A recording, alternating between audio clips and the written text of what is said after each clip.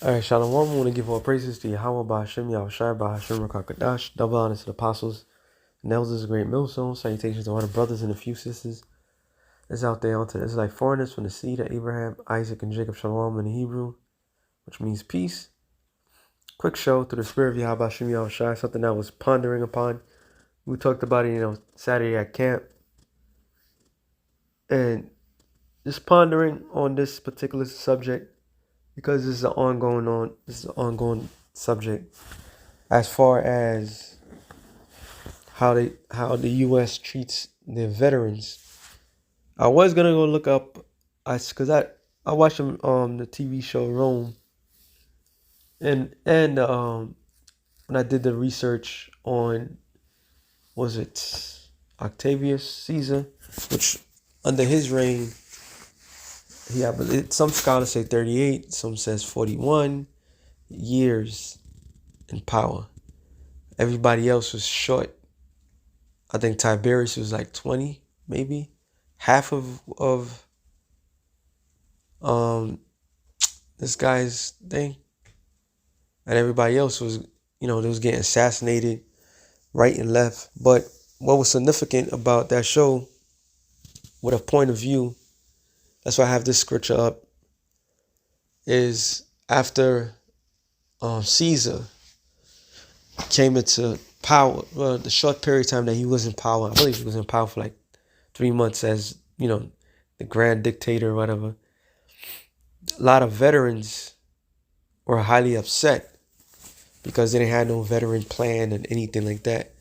And some of the scholars did say that during this guy, I just mentioned his name, Augustus Octavia. He changed his name to Augustus. That a lot of veterans were highly upset of the outcome of them not having any benefits whatsoever. All right, and then according to the scriptures, there's a thing where they're supposed to allow. There's no reason for a vet to be begging for money out in the streets because they're supposed to be taken care of, point blank, period. So Sirach 26 and 28, there are two things that grieves my heart, and the third maketh me angry, a man of war that suffer poverty. And that's not supposed to happen. Matter of fact, a man of war is supposed to be put in the high status in the country that he served. All right, you put your life on the line for your country, and you're supposed to reciprocate your earnings correctly, especially if you lived. But this society does not do that. They care less. All right, veterans do take a lot out of the U.S. economy, supposedly, because after Vietnam, a lot of people was upset. Okay, a lot of people that came from Vietnam became drug addicts. They was hooked into heroin. All right, they was messed up in the mind. So a lot of people that served suffer. A movie that was about the suffering after Vietnam was Rambo. All right, Rambo was another good movie. That's why he based it upon. And then you had the hood classic, Dead Presidents, and when he was the guy, I forgot which actor it was. His sons are famous. Oh, Charlie Sheen's father, and he played a judge at the end. Said he was at a real war, World War II, and so he was like, "I serve my country. This is how you treat me." But that's America. America has this tendency. That's how Esau get down. He cares less about the vets. All right. What did Kissinger say? American soldiers are like cattle or some shit like that. Which every time you do a show, you put that up, you get flagged. But according to the scriptures, Numbers 31, I start at 49. The whole chapter is bad, but just give you an intake how things are supposed to be. Numbers 31 and 49. And they said unto Moses, thy servants have taken the sum of the men of war, which are under our charge. So it goes into the captains of 1,000, 10,000, captains of 1,000. All right. Matter of fact, go up. It says, Numbers 31 and 1. And the Lord spake unto Moses, saying, avenge the children of Israel of the Midianites, and afterwards thou shalt be gathered unto thy people. And Moses spake unto the people, saying, arm some of yourselves unto war, and let them go against the Midianites, and avenge the Lord of Media. So it tells you in details, which is a long read, but it's good. I'm going to jump down to 49 again. And they said unto Moses, thy servants have taken the sum of the men of war, which are under our charge, and they lack not one of us. So, quick backstory. The Lord told them to utterly kill pretty much all the men. And what they did, they took the men, the women, they killed the men, they took the women and the children. And Moses was hot, he was heated. Like, wait a minute, what are you doing? He said, kill all the women. All right, keep only the women that did not been with a man.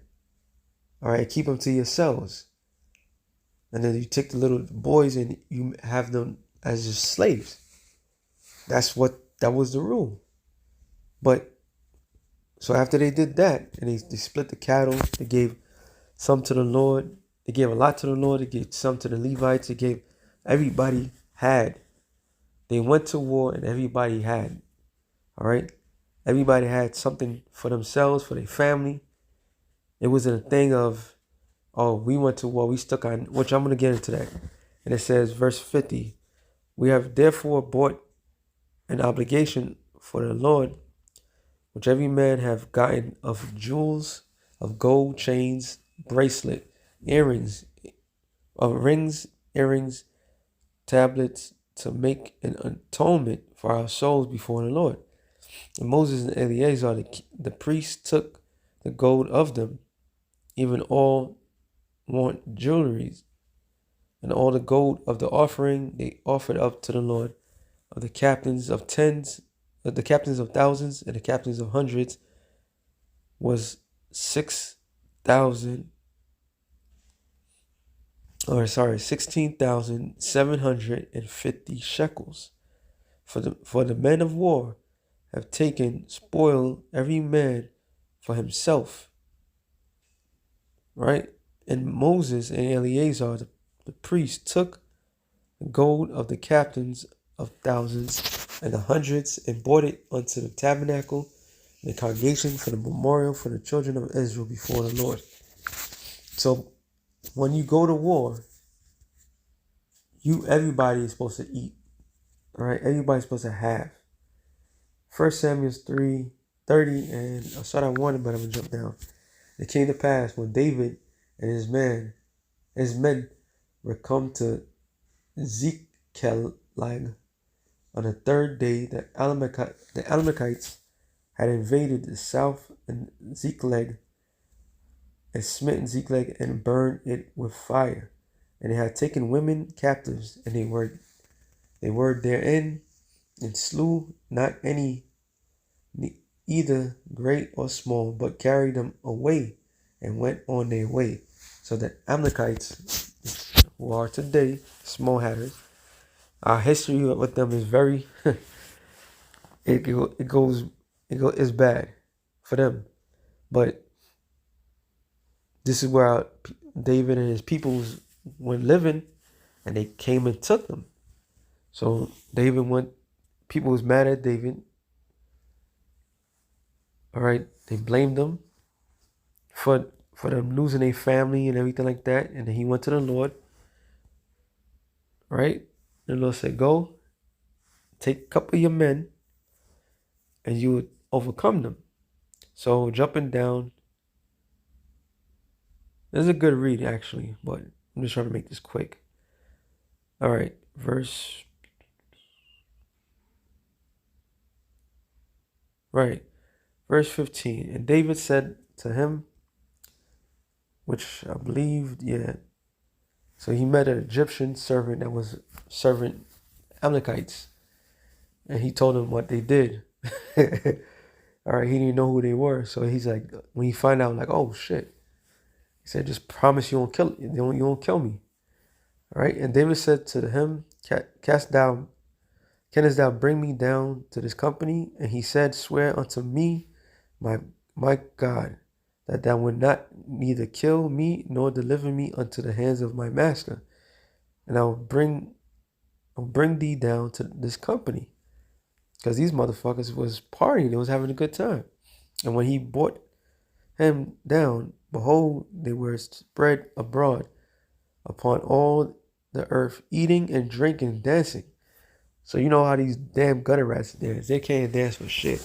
When I read that, I was picturing in my head, like, they only like one couple of dance moves and that's it. So these non-soul individuals, like, yeah, we took the Israelites, we took their stuff that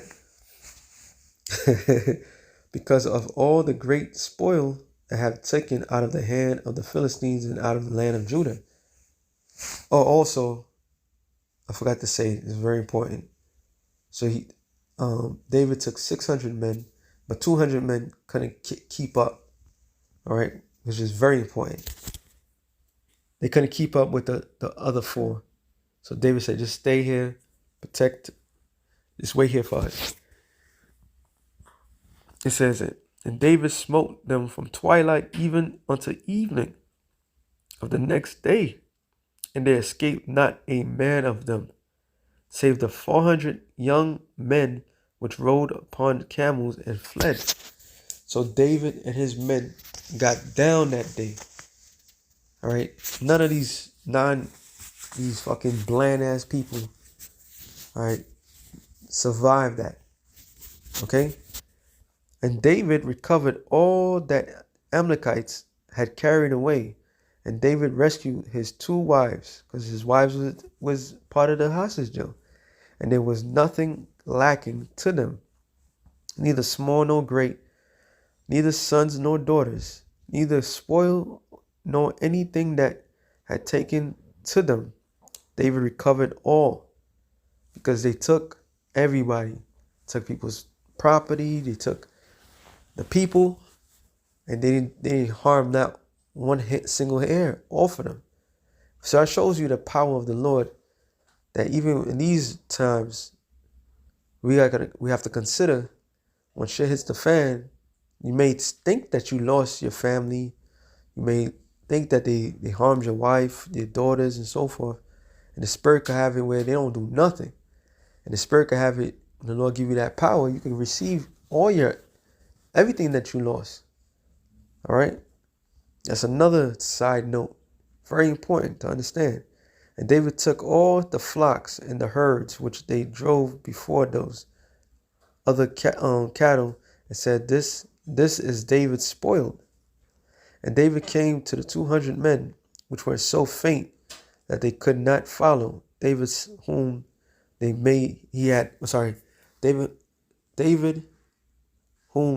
made also to abide at the brook, be sore.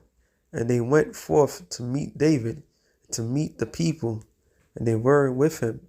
And when David came near to the people, and he saluted them, then answered all the wicked men and men of Belial, of those that went with David, and said, because they went not with us, we would not give them aught of our spoil that we have recovered, save every man his wife and his children, and they may lead them away and depart.